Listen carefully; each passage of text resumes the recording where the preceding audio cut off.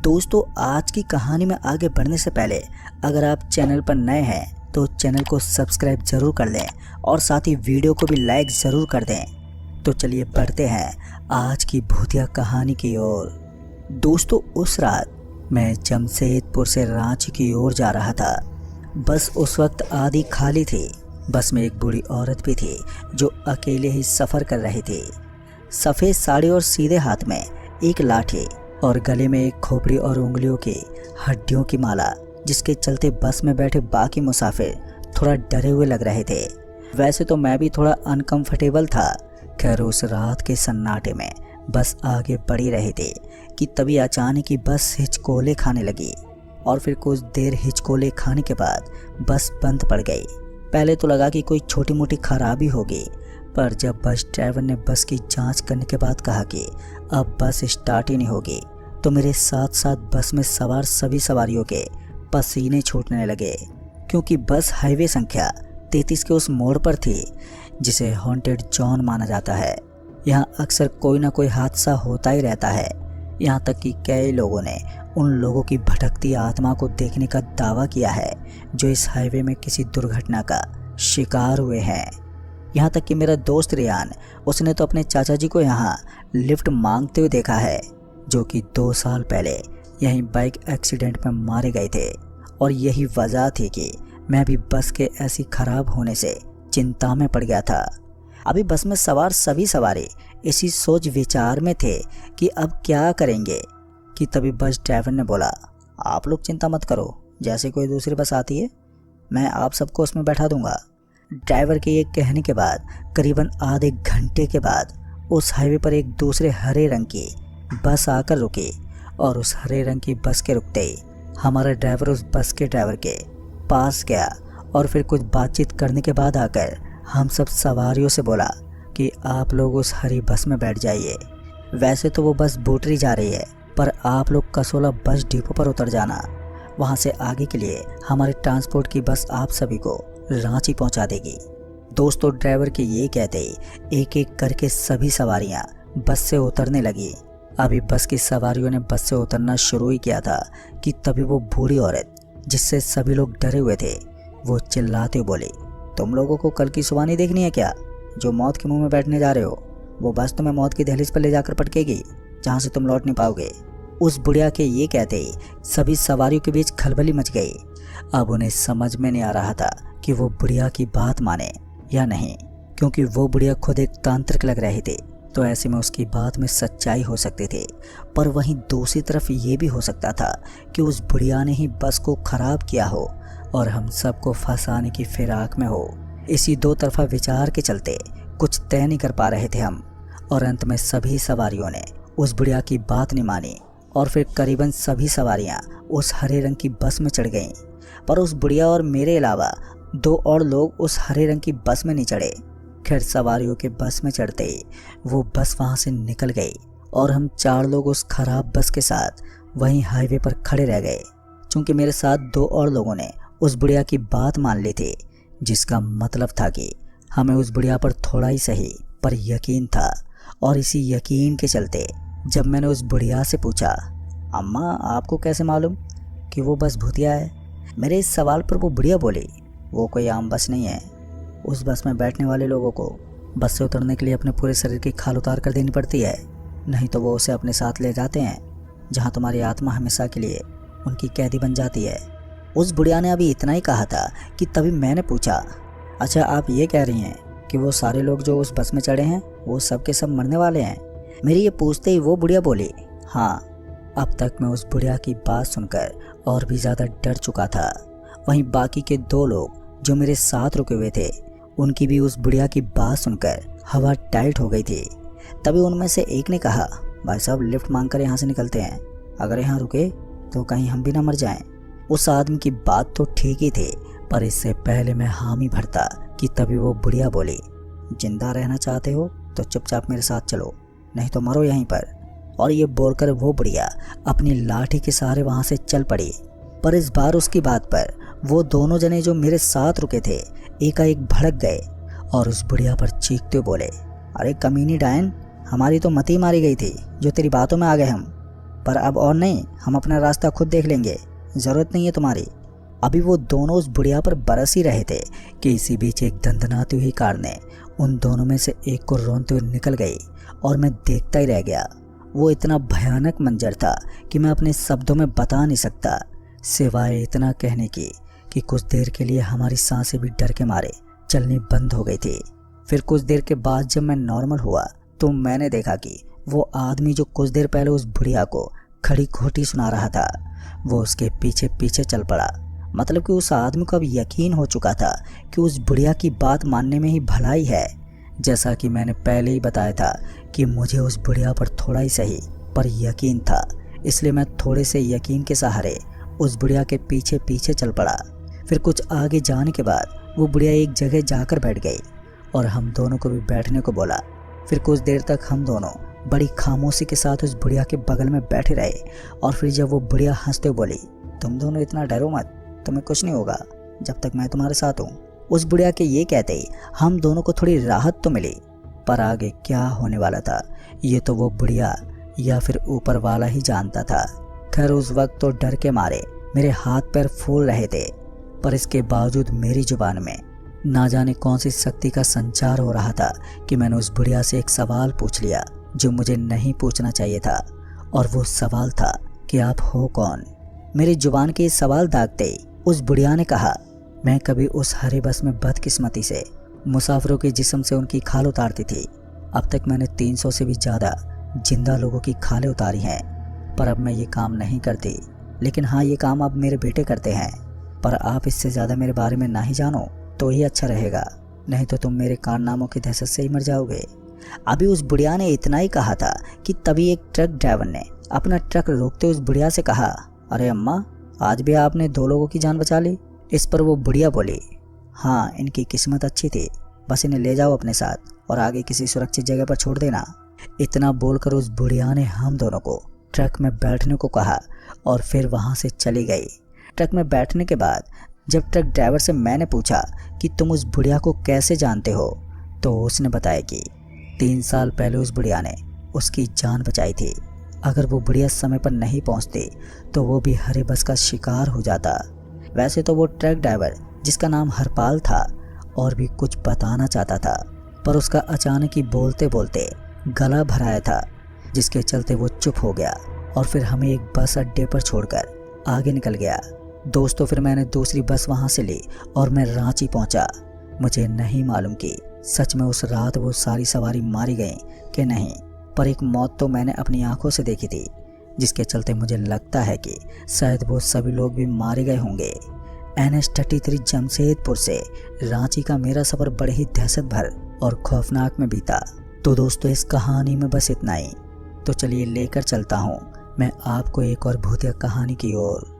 दोस्तों, उस वक्त रात के 12:30 बजे थे और ढाका का हाईवे, जो दिन में गाड़ियों की भीड़ और हॉर्न की आवाज़ों से गूंजता रहता था, लेकिन इस वक्त अब एकदम सुनसान पड़ा था। सड़क के दोनों ओर घने जंगल और खेतों की छाया थी, जो चांद की मध्यम रोशनी में और भी रहस्यमय लग रही थी।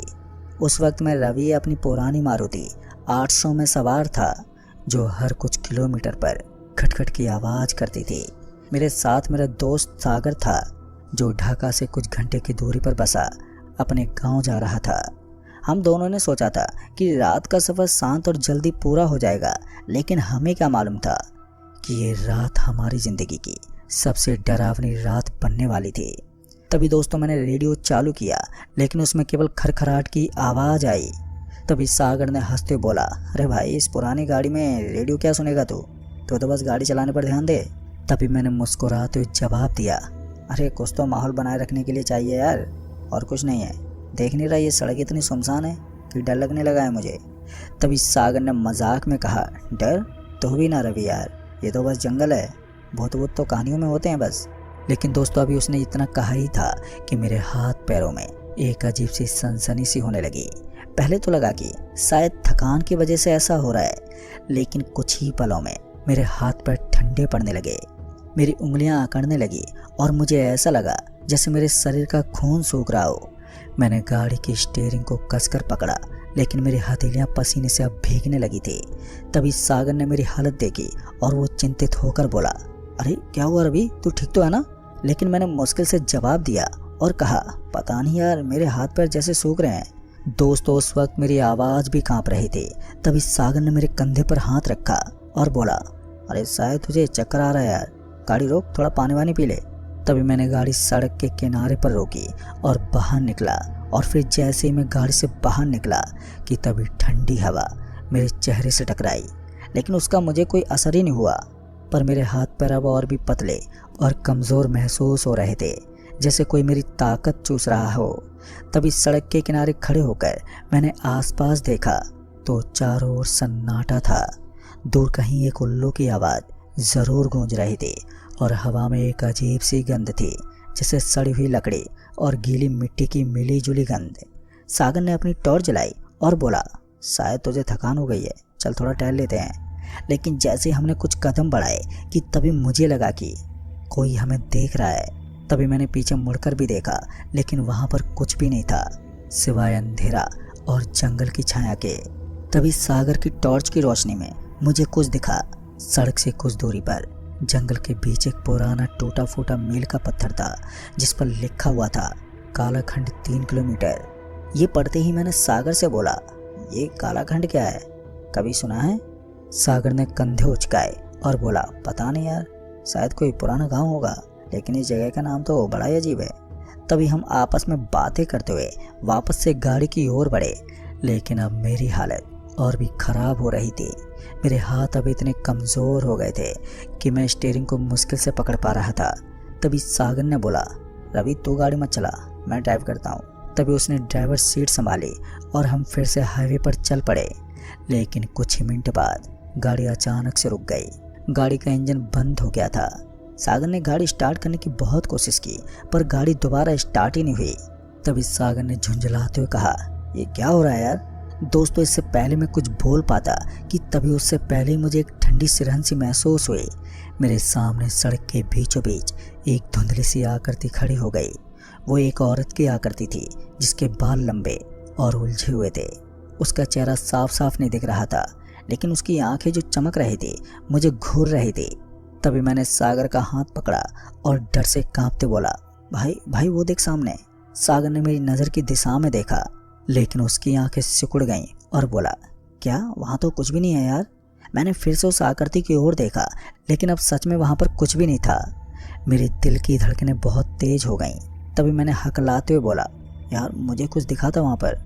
तभी सागर ने मुझे शांत करने की कोशिश की, लेकिन उसकी आवाज़ में भी अब डर साफ सुनाई दे रहा था। गाड़ी के इंजन ने फिर से आवाज़ दी और वो चालू हो गया। सागर ने राहत की सांस ली और बोला, चल जल्दी से निकलते हैं यार यहाँ से। लेकिन मेरी हालत अब और भी ख़राब हो रही थी। मेरे पैर अब इतने कमज़ोर हो गए थे कि मैं उन्हें हिला भी नहीं पा रहा था। तभी मैंने सागर से बोला, यार मुझे लगता है कोई मेरी ताकत चूस रहा है। पर सागर ने मेरी बात को मजाक में टालने की कोशिश की, लेकिन अब उसका चेहरा पीला पड़ गया था। कुछ किलोमीटर चलने के बाद अब हम एक छोटे से गांव के पास पहुंचे। सड़क के किनारे एक पुराना साइन बोर्ड था, जिस पर लिखा था, कालाखंड आपका स्वागत है। गांव में प्रवेश करते ही हमें एक अजीब सी ठंडक महसूस हुई। उस गांव की गलियां संकरी और सुनसान थी। कुछ घरों की खिड़कियों से मध्यम रोशनी आ रही थी, लेकिन कोई इंसान नहीं नजर आ रहा था। सागर ने गाड़ी एक छोटे से चौक पर रोकी, जहां पर एक पुराना बरगद का पेड़ था। पेड़ की टहनियों से लटकते हुए कुछ कपड़े और धागे दिख रहे थे, जैसे कोई तंत्र मंत्र की रस्म हुई हो। तभी मैंने सागर से बोला, यार ये जगह मुझे कुछ ठीक नहीं लग रही है, हमें यहाँ से जाना चाहिए। लेकिन सागर ने बोला, रवि तुझे शायद कोई डॉक्टर चाहिए, चल किसी से मदद मांगते हैं। तभी हम एक घर के पास गए, जिसके दरवाजे पर एक छोटा सा ताला लटक रहा था। सागर ने दरवाज़ा खटखटाया, लेकिन हमें कोई जवाब नहीं मिला। तभी पीछे से एक बूढ़ी औरत की आवाज़ आई, कौन है वहाँ पर? ये सुनते ही हम दोनों चौंक गए, और जब पीछे मुड़कर देखा तो वो एक बूढ़ी औरत, जिसके बाल सफ़ेद और उलझे हुए थे, हमें एकटक देख रही थी। उसकी आंखें गहरी और काफ़ी डरावनी थी। तभी मैंने हकलाते हुए कहा, वो हम रास्ते में फंस गए हैं और मेरी तबीयत ठीक नहीं है। तभी उस बूढ़ी औरत ने मेरी ओर देखा और बोली, ओ तो तुम उस हाईवे से आए हो, रात को सड़क पर नहीं जाना चाहिए। उसकी आवाज़ में एक अजीब सा दर्द था। तभी सागर ने पूछा, क्यों, वहाँ क्या है? तभी उस बूढ़ी औरत ने एक गहरी सांस ली और फिर बोली, वो सड़क श्रापित है, वहाँ एक आत्मा भटकती है जो बहुत ही ज़्यादा भयानक है। तभी उस बूढ़ी औरत ने हमें घर के अंदर बुलाया और जैसे हम उस घर में घुसे तो उसका घर पुराना और टूटा फूटा था, लेकिन अंदर की दीवारों पर कुछ अजीब से चिन्ह और मंत्र लिखे हुए थे। उसने हमें बैठने को बोला और एक पुरानी किताब निकाली। अब ये कहानी कई साल पुरानी है। तभी उसने शुरू किया और हमें बताया कि कालाखंड के जंगल में एक औरत रहती थी जिसका नाम था नेहा। वो बहुत ही सुंदर थी, लेकिन लोग उसे डायन कहते थे। तभी उसने आगे बताया कि नेहा एक हकीम थी जो जड़ी बूटियों से लोगों का इलाज करती थी, लेकिन गांव वालों ने उस पर जादू टोना करने का इल्ज़ाम लगाया और एक रात उसे जंगल में ले जाकर जिंदा जला दिया। मरने से पहले नेहा ने गांव को श्राप दिया कि उसकी आत्मा हर उस इंसान को सताएगी जो रात में उस हाईवे से गुजरेगा। वो अपनी ताकत उनसे चूसती है, जैसे कि तुम्हारे साथ हो रहा है। दोस्तों, ये सुनते मेरे रोंगटे खड़े हो गए और मैंने डरते हुए पूछा, तो इसका कोई उपाय तो है ना? तभी उस बूढ़ी औरत ने बोला, हाँ, लेकिन आसान नहीं है। तुम्हें नेहा की आत्मा को शांत करना होगा। उसके लिए तुम्हें जंगल में उसकी कब्र तक जाना होगा और एक खास पूजा करनी होगी। तभी सागर ने कहा, देखो ये सब बकवास है, हम किसी भूत के पीछे जंगल में नहीं जाएंगे। लेकिन मैंने उसकी बात काट दी और बोला, सागर देख मेरी हालत, मुझे लगता है ये सच हो सकता है। तभी उस बूढ़ी औरत ने एक पुराना नक्शा दिया जिसमें नेहा की कब्र का स्थान चिन्हित था। उसने हमें कुछ मंत्र और एक छोटा सा ताबीज भी दिया और बोला, इसे अपने पास रखना और सावधान रहना, क्योंकि नेहा की आत्मा बहुत ही शक्तिशाली है। तभी हमने फैसला किया कि हम जंगल में जाएंगे। मेरी हालत अब इतनी ज़्यादा खराब हो चुकी थी कि मैं मुश्किल से चल पा रहा था। तभी सागर ने मुझे सहारा दिया और हम जंगल की ओर बढ़े। रात अब और भी गहरी हो चुकी थी। जंगल में हवा की सनसनाहट और जानवरों की आवाज़ें हमें डरा रही थी। टॉर्च की रोशनी में हमें रास्ता दिख रहा था, लेकिन हर कदम पर ऐसा लग रहा था जैसे कोई हमारे पीछे चल रहा हो। फिर कुछ देर के बाद हम एक पुराने टूटे फूटे मंदिर के पास पहुंचे। मंदिर की दीवारों पर वही चिन्ह थे जो उस बूढ़ी औरत के घर में थे। मंदिर के पास एक कब्र भी थी जिस पर नेहा का नाम उकेरा हुआ था। तभी मैंने सागर से कहा, यार यही वो जगह है। तभी हमने उस बूढ़ी औरत के बताए हुए मंत्र पढ़ने शुरू किए, लेकिन जैसे ही हमने मंत्र पढ़ना शुरू किया कि हवा बहुत ही तेज हो गई, पेड़ों की टहनियाँ जोर से हिलने लगी और एक ठंडी सिरहन मेरे शरीर में दौड़ गई। तभी अचानक ही वही धुंधली आकृति फिर से मेरे सामने प्रकट हो गई और इस बार उसका चेहरा मुझे साफ दिख रहा था। उसकी आंखें पूरी तरह से लाल थी और चेहरे पर एक डरावनी मुस्कान थी। और फिर तभी एक आवाज़ गूंजी कि तुम मेरी कब्र तक क्यों आए। ये सुनते ही मैं डर के मारे पीछे हट गया, लेकिन सागर ने ताबीज को ऊंचा उठाया और मंत्र पढ़ना जारी रखा। तभी नेहा की आत्मा बुरी तरह से चीखने लगी और मेरे शरीर में फिर से वही सनसनी दौड़ने लगी, जैसे मेरी सारी ताकत खत्म हो रही हो। तभी नेहा की आत्मा अब और भी गुस्से में आ गई। उसने सागर की ओर हाथ बढ़ाया और सागर को जमीन पर पटक दिया। तभी मैंने चिल्लाकर कहा, रुक जाओ, हम तुम्हें शांत करने के लिए आए हैं। लेकिन उसने मेरी ओर देखा और बोली, शांत? मेरे साथ जो हुआ उसके बाद शांति नहीं मिलती। दोस्तों, उसकी आवाज़ में दर्द और गुस्सा दोनों ही थे। तभी मैंने हिम्मत जुटाई और कहा, देखिए, हमें मालूम है कि तुम्हारे साथ गलत हुआ है, लेकिन इसका बदला हमसे क्यों? तभी नेहा की आत्मा रुक गई। उसकी आंखों में एक पल के लिए दर्द झलका और उसने कहा कि मुझे शांति चाहिए, लेकिन इसके लिए तुम्हें मेरी सच्चाई दुनिया तक पहुंचानी होगी। तभी मैंने और सागर ने वादा किया कि हम नेहा की कहानी गांव वालों तक ज़रूर पहुंचाएंगे और उसके नाम को बदनाम करने वालों से माफ़ी मंगवाएंगे। नेहा की आत्मा धीरे धीरे धुंधली होने लगी और मेरे शरीर में ताकत वापस आने लगी। फिर आखिरी बार उसने बोला, मुझे मुक्त करो, और फिर वो गायब हो गई। सुबह होने तक हम गांव वापस पहुंचे। हमने गांव वालों को नेहा की कहानी सुनाई और उन्हें बताया कि कैसे एक निर्दोष औरत को डायन कहकर मार दिया गया। गांव वालों ने शर्मिंदगी महसूस की और नेहा की कब्र पर एक स्मारक बनाने का फैसला किया। फिर उसके बाद से मेरी तबीयत अब पूरी तरह से ठीक हो चुकी थी, लेकिन उस रात को मैं कभी नहीं भूला। ढाका का हाईवे अब भी पूरी तरह से सुनसान है, लेकिन अब वहाँ पर नेहा की आत्मा नहीं भटकती है। उसकी कहानी अब एक सबक बन चुकी है कि अंधविश्वास और डर कितना नुकसान पहुंचा सकते हैं। तो दोस्तों, इस कहानी में बस इतना ही। कहानी आपको पसंद आई हो तो वीडियो को लाइक शेयर कमेंट जरूर कर दें।